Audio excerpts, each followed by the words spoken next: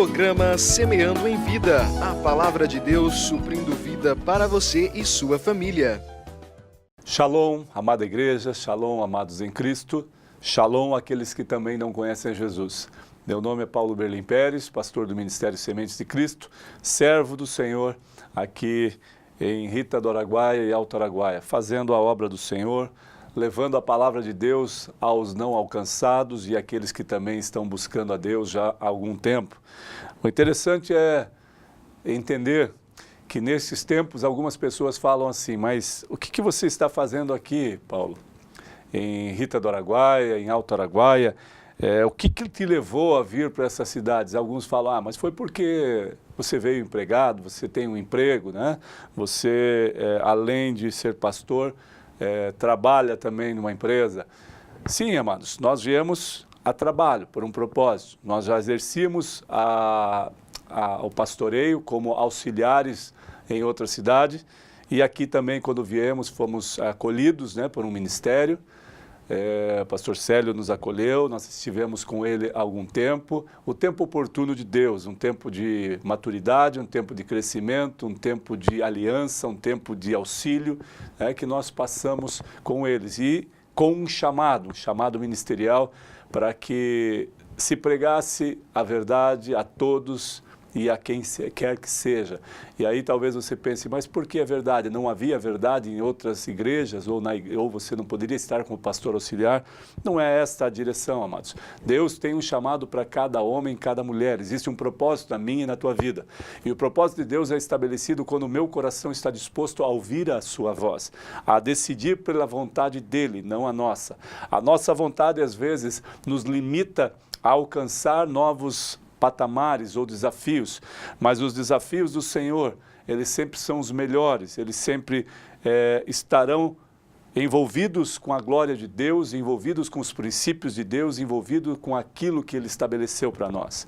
Então nós estamos ministrando a palavra, buscando vidas e tentando e sabendo que é um desejo no nosso coração que no momento certo a igreja saia fora das quatro paredes ou faça o ID do Senhor como a palavra de Deus nos revela, a qual por muitos anos a igreja ficou estagnada. Eu não digo todos os ministérios, mas alguns ministérios estão fechados na sua cúpula, nas suas quatro paredes, nas suas obras e construções, e esta igreja, denominada igreja, as quatro paredes, o templo, ela só tem o nome de igreja, amados, porque igreja somos nós, eu e você. Então nós precisamos entender isso primeiro. Nós precisamos entender que Deus nos chama como igreja, virá buscar a noiva adornada, a igreja aqui na terra, que sou eu e você, vários homens e pessoas que constituem a igreja aqui na terra, não o patrimônio igreja, não o templo construído de alvenaria ou de madeira, não é esse que Deus virá buscar.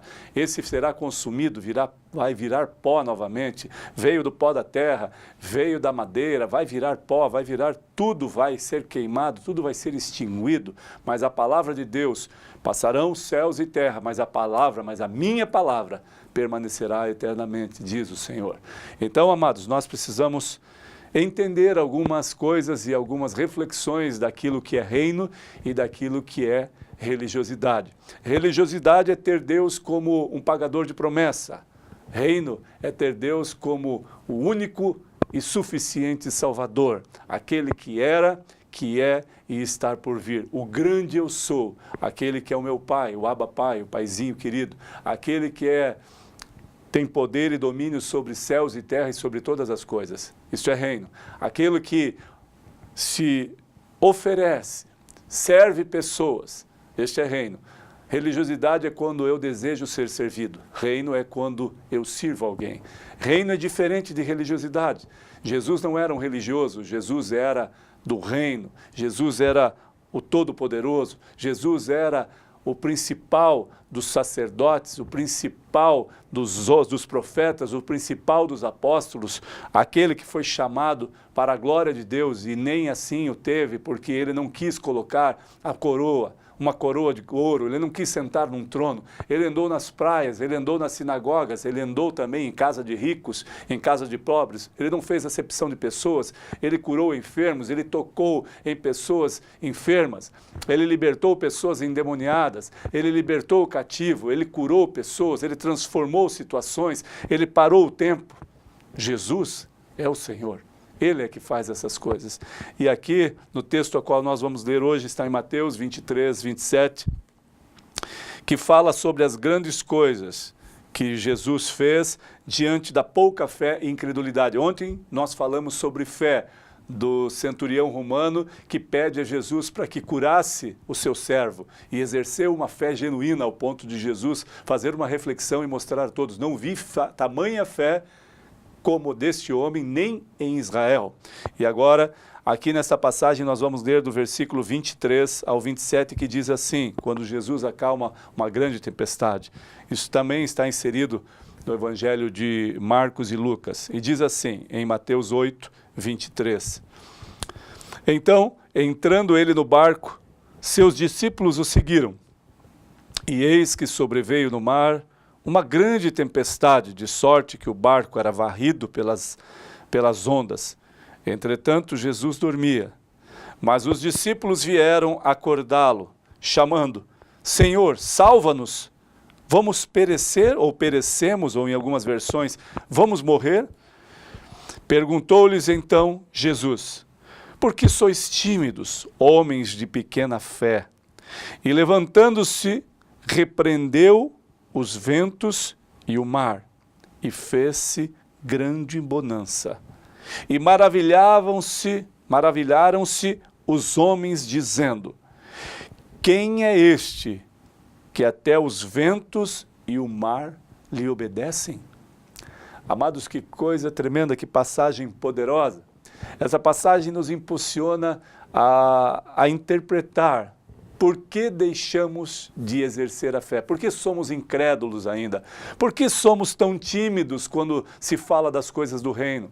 Amados, tem pessoas dentro da igreja, né? Homens e mulheres que caminham com Jesus, e até passivo de rir sobre isso, ou de chorar. Nós não entendemos, porque tem pessoas que sabem contar piadas, e até umas piadas picantes, né, sujas, e estão ao redor, à roda das pessoas contando aquelas piadas, e estão inseridos no corpo de Cristo. Mas eles não conseguem falar da palavra de Deus, da evidência do poder de Deus, de exercer a fé, e passam a ser incrédulos ou religiosos, porque só quando vem, ou só quando estão próximo a um milagre, a glória de Deus, é que podem lembrar-se de quem Deus é, de quem realmente Deus é e pode fazer. Esses homens, amados, estavam diante de uma situação extrema. Alguns de nós passam por isso. Alguns de nós já passou situações até parecidas com essa, em um mar revolto, em um mar aberto, numa embarcação pequena ou numa embarcação grande, onde ondas, onde o vento fez com que houvesse um grande medo, né? O medo tomasse conta. A incredulidade aqui é apresentada claramente. Agora, existia o perigo diante deles, que acontece conosco também.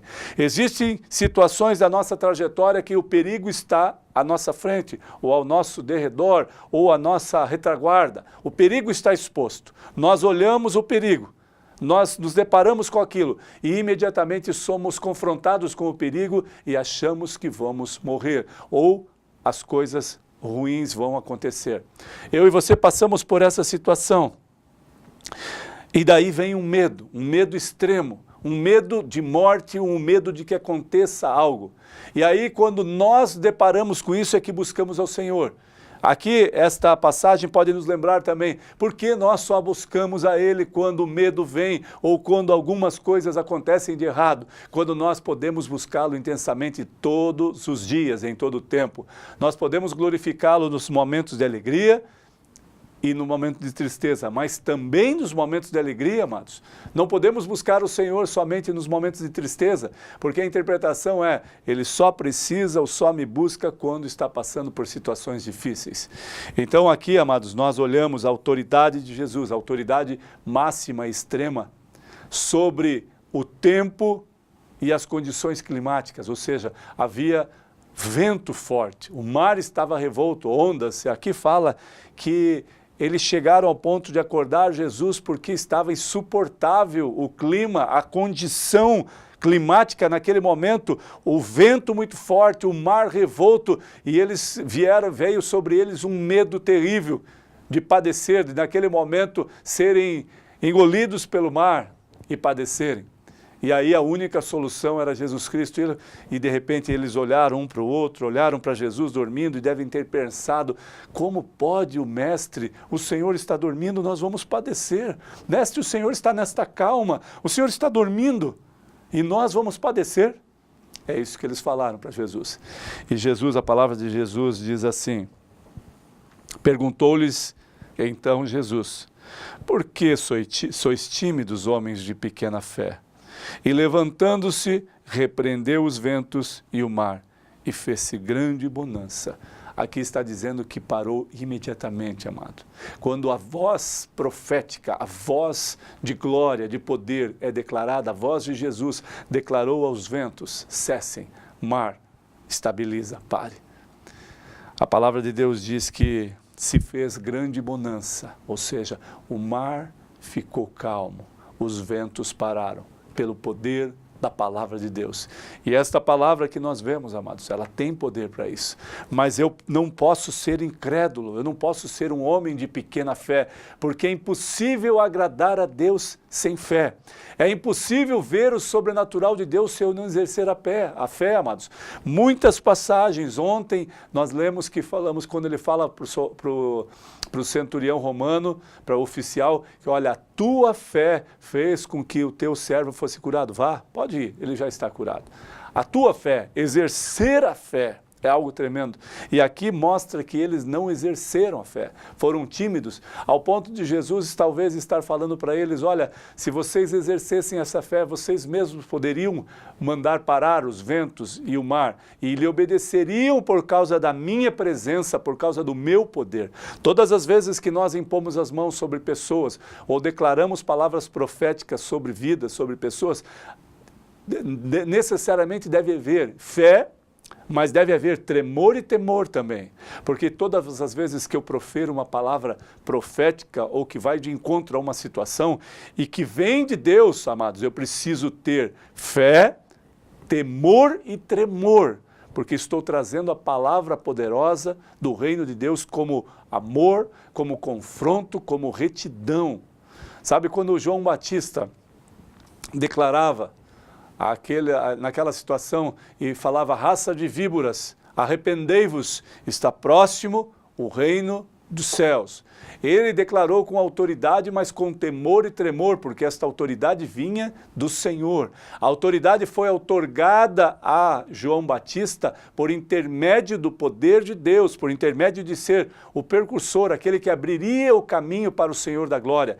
E simplesmente se coloca numa posição de servo, ele fala, não, eu só vim para abrir as capinas, abrir o caminho para o Senhor. Eu só vim para ser boca profética antes da vinda daquele que tem poder e domínio sobre céus e terra, que batiza com fogo e com espírito. Eu batizo com água, mas o que vem após mim tem poder e toda a plenitude. Esse é Jesus Cristo. E aqui Jesus mostra claramente quem é Ele, e que é necessário exercer a fé para que as coisas aconteçam. Então, esta fé que eles não exerceram, esta pequenez de fé,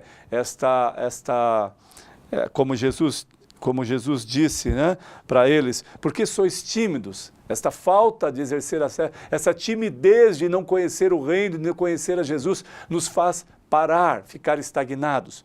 E aí no versículo 27 fala, e maravilharam-se os homens, dizendo, quem é este que até os ventos e o mar lhe obedecem? Aqui, amados, nós podemos entender que Jesus tem pleno domínio sobre todas as coisas. Ele é o Senhor dos senhores, o médico dos médicos, a autoridade máxima diante de um juízo e diante da justiça aqui na terra. O símbolo da justiça ou da lei, uma balança que está estabilizada num único ponto. Mas nós vemos esta balança em alguns momentos manifestar-se para cima um lado, para baixo outro, ou da mesma forma, um outro lado mais elevado e um outro mais baixo. Ela oscila. Por que ela oscila? Porque homens corrompem a justiça que foi estabelecida, porque homens deturpam a justiça que foi estabelecida, ou a lei que foi estabelecida. Caminham diante de certas situações com as suas ideologias e com seus preceitos, e alguns juízes de lei, alguns juízes que estão à frente da decisão sobre vida e sobre morte, da decisão sobre prisão ou liberdade, eles decidem uma situação de acordo com aquilo que foi prescrito e aquilo que foi mostrado a eles, declarado a eles. E diante da lei, ele faz uma declaração. E diante da mesma lei, um outro juiz ou um outro advogado faz com que a jurisprudência daquela outra ação do passado possa prevalecer. E aqui mesmo que esse juiz agora determine que estas coisas foram contrárias e conforme a lei essa pessoa precisa ser preso, porque ele entrou na corrupção, ou precisa ser preso porque fez algo errado. E aí a jurisprudência, porque um outro juiz interpretou de outra forma, e porque há jurisprudência, porque houve anulação da prisão, ou anulação daquela pessoa naquela outra situação similar ou parecida, a jurisprudência prevaleceu e fez com que aqui também tivesse a mesma forma de condenação do que foi na primeira. Então, amados, a justiça, a lei, oscila, mas a justiça de Deus não oscila. Ela não é caracterizada por uma balança inabalável, ela é inabalável por si própria. A justiça de Deus é tão tremenda que não há oscilação nenhuma. Ela é perfeita, ela não está estabelecida numa balança, ela está estabelecida em princípios do próprio Deus aqui na terra, para o homem e para toda a terra. Então, esses princípios estabelecidos de justiça, nós precisamos entender que quando eu confio, quando eu exerço a fé e quando eu deixo de ser incrédulo e miserável na fé, as coisas de Deus prevalecerão e acontecerão, porque a justiça plena do Senhor estabelece coisas do seu reino que são preciosas aos olhos humanos e impactam vidas para a glória do Deus Altíssimo e para que Ele seja glorificado, porque eu e você precisamos exercer a fé. Nós não podemos ser homens tímidos de pouca fé, nós precisamos ser homens que temem ao Senhor, que tremem na sua presença e exercem a fé inabalável que só está em Jesus Cristo, o nosso Senhor. Que eu e você possamos nos deparar com essa situação e no momento da extrema angústia ou medo a qual esses homens tiveram, medo extremo de morte, você possa lembrar de quem é Jesus e do que Ele pode fazer. Jesus parou os ventos e o mar. Quem é este que até os ventos e o mar lhe obedecem? Este é Jesus Cristo, o nosso Senhor e Salvador, o único intercessor, o único que pode dar vida, que pode lhe dar esperança e o único que pode salvar a tua vida, te dar salvação. O princípio de salvação há um caminho, amados, há uma trajetória, é por esforço. A palavra de Deus diz que não há nada que possa te salvar. Pela graça sois salvos mediante a fé em Cristo Jesus. Aqui fala novamente de fé. Mediante a fé em Cristo Jesus. Pela graça de Deus sois salvos. Pelo favor imerecido. Você e eu não merecemos, mas pela graça seremos salvos por meio da fé. E exercer esta fé nesta trajetória de vida exige esforço, discernimento, fidelidade, honra, obediência e fé. Nós precisamos caminhar dessa forma, porque se não perseverarmos até o fim, não haverá salvação. Por isso, eu vos impulsiono, perseverem até o fim. E talvez você que esteja ouvindo não conhece a Jesus ou tem raiva até de quem fala de Jesus. É um direito seu, amado. Eu não posso condená-lo. Eu também era dessa forma. Não é que eu não gostasse, eu tinha raiva, eu tinha ódio de quem falava de Jesus, mas eu não gostava de estar perto, eu não gostava de me aproximar, porque a verdade é um confronto. E quando a verdade é falada, declarada, a pessoa que está na mentira ou está no pecado, a única forma que ela tem é fugir da verdade. E as pessoas fogem. E por isso elas proclamam um reino que não é de Deus e falam, aquelas pessoas são lunáticos, são loucos, só sabem falar de Jesus. Amados, talvez eu e algumas outras pessoas falemos de Jesus. E talvez você e algumas pessoas estão falando do quê? A quem estão buscando?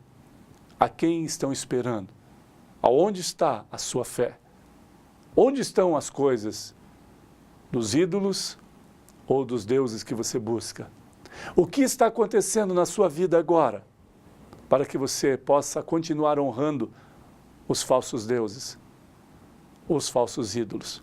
Se você confiar em Deus, este que parou os ventos e o mar, este que o mar e os ventos lhe obedecem, Jesus Cristo, Ele é suficiente e capaz de fazer morada no teu coração, entrar na tua vida e mudar a tua história de vida, para que você possa proclamar agora, não com timidez, mas com autoridade. Eu não conhecia Jesus, por isso eu servia a outros deuses. Agora eu conheço o Senhor dos Senhores, que pode transformar vidas e situações. Por isso, amados, que você seja impulsionado nessa noite a confiar plenamente em Deus e saber que Ele tem poder para parar os ventos que são contrários sobre a tua vida, que é suficiente, capaz de parar o mar revolto que tenta matá-lo. Então, amados, confie nele, tenha fé, exerça a fé, em nome de Jesus, que essa palavra possa impulsioná-lo a desejar mais de Deus e não ser incrédulo ou um homem de pouca fé, para que você seja visto como um homem temente a Deus e que tem fé no Senhor Jesus. Em nome de Jesus. Amém.